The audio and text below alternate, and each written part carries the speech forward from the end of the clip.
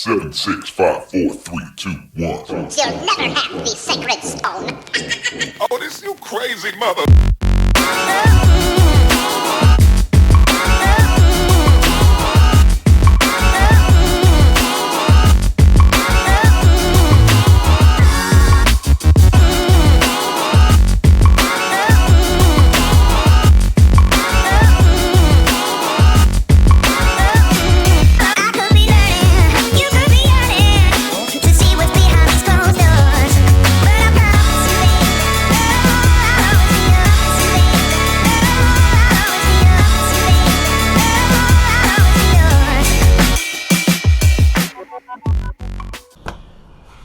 Alright YouTube, real quick, down and dirty how-to deal here. It's a fairly simple one. I just thought to go ahead and throw this out there because today was the first day that I got a bite on this fall pattern that happens pretty much year in, year out every fall. Today was the first day that we got a bite on that, but it's something that happens every year, and it's something that you can really rely on to catch some pretty good sized fish. In fact, it caught our biggest fish today was caught on this pattern. So, and what I'm talking about is it's a spinnerbait, but it's a very specific. It's 1/4 ounce. It needs to be solid white, and it needs to have a very small willow blade. Preferably 2 small willow blades is the best. You can do a little Colorado and a little willow. That's fine too. That's the one I caught them on today. As far as brands, spinnerbaits, there's a lot of them out there that are good. War Eagle makes a good spinnerbait. Santone makes a good spinnerbait. There's a local guy around Lake Fork that I really like to use. He makes a good bait, and it's got kind of a little blade changing trick on it that you can really speed up the time in which you can change blades. It's got a quick blade change system on it, and you can literally just pop a spring up, pop a blade on, pop a spring back down, and your blades are changed out. So it makes that bait a little bit more versatile. Fishing's all about versatility. The less time you spend dinking with your tackle, and the more time you spend with your bait in the water, the more fish you're going to catch. So I use Papa's baits for that reason, and the fact that he's just a good dude. He's a veteran. He's a Vietnam veteran.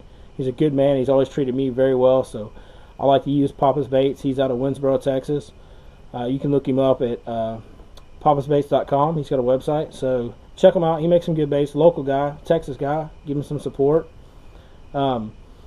Anyway, so the spinnerbait pattern is 1/4 ounce white spinnerbait with a small willow blade. That's the bait you want to use for this pattern. As far as like an area, man, it's a shallow water bait, obviously being a 1/4 ounce spinnerbait, but you really just have to follow these fish as they progress through these major creek arms and back into these pockets. If you've got deep water access next to shallow water out by the main lake, when they first start transitioning, that's kind of where we caught them today, like out towards the mouth of a creek, but we had like a pretty good ledge drop off really close to some shallow water. That's the kind of an area you want to throw it in. Anytime you get grass, that's a good area to throw it in. And the backs of pockets, of course, as the fish progress later in the fall and move all the way to the back of the pocket, that's a good area to throw it in. So you can kind of take this one and move it along with the fish and keep catching some key fish, like pick up some good fish on it. The reason the smaller profile bait works so well is because in the fall of the year, the shad spawn in the spring right after the bass and everything else.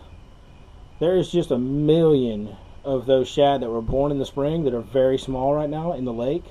So even the bigger fish will key in on a lot of that smaller bait this time of year, and they will eat it, because there's just giant schools roaming around, and it's easy prey for them.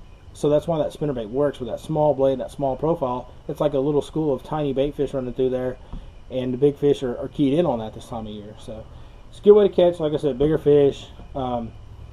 Key thing about this, when you throw it, you want to try to hit cover. Like if you're around grass, try to bump that grass and twitch it off there. Make that bait change other than just going in a straight line retrieve right back to the boat. So hit that grass a little bit, hit that tree a little bit. Like today, that big fish bite, there was like some brush stacked up between 2 pieces of standing timber. And I actually hit that brush, bait scattered, the spinnerbait rolled over the brush, and right as it rolled over, I saw her hit it. It was an awesome strike, awesome fish catch. I probably got a little too excited, as you'll see, but, it's a good deal. It can get you guys a lot of good bites that you don't otherwise get. So for the setup that I like to throw this on, I want to throw this on a 7-foot medium heavy, like something on the lighter end of medium heavy. Ideally something between kind of a strong medium or a light medium heavy. Like the lower end of medium heavy is where you want to be. I like a 7-foot rod Don't need an over powerful rod, small bait. Line wise, I want to throw it on 15-pound Red Label. Seagull Red Label is the fluorocarbon I'm using, but yeah, 15-pound fluorocarbon is what I like to throw it on. And you know, just a medium gear retrieve ratio is fine. Like a 6.3 to 1 reel is good. That's plenty fast enough for this bait. You don't really have to burn it through there. It's such a small bait. If you burn it, it'll be skimming the surface the whole time. So you know, you kind of slow it down a little bit, let it go through there. Another little trick that you can do, you can take that spinnerbait, and your spinnerbait's got arms like this. If you'll actually squeeze those arms tighter together, the tighter those arms are, the deeper that bait will run. The wider your spinnerbait arms are spread apart from the hook, the higher in the water column it'll run. So if you're fishing water that's, you know, 3 or 4 or 5 foot deep and you want to get that bait down a little bit lower, squeeze those arms together to where that bait's real narrow and compact, and that bait will actually go further down in the water column. Pro tip. That's about it. Always use a trailer hook, chunk and wind. When you see that fish bite, a lot of times they're going to knock slack in the line. Make sure you get all the slack out of the line before you set the hook. And I hope that helps y'all catch some big fish this fall. So check it out, give it a try. Let me know how it works. If you got any more questions about it, please let me know in the comments below. Please hit that subscribe button for more videos like these. And go check out my channel page and check out I got some other different types of videos, days on the water, how-tos, just fishing highlight, fun videos. So hit that subscribe button. You'll get an email every time I post a video. And check out my other vids. Let me know what you think of them. And I guess that's it. If you need anything, give me a call. Appreciate it, guys. See y'all next time.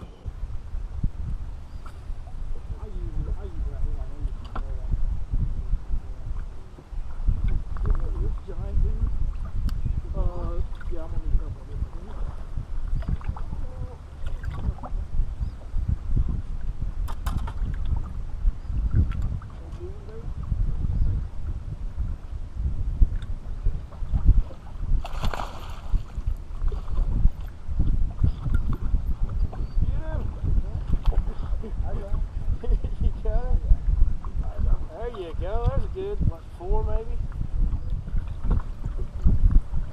There it is. First fish in the morning. It's been a tough morning so far. We've been fishing a lot of slow stuff, slow moving stuff. We finally got a good bite. That came on a little 1/4 ounce white spinnerbait.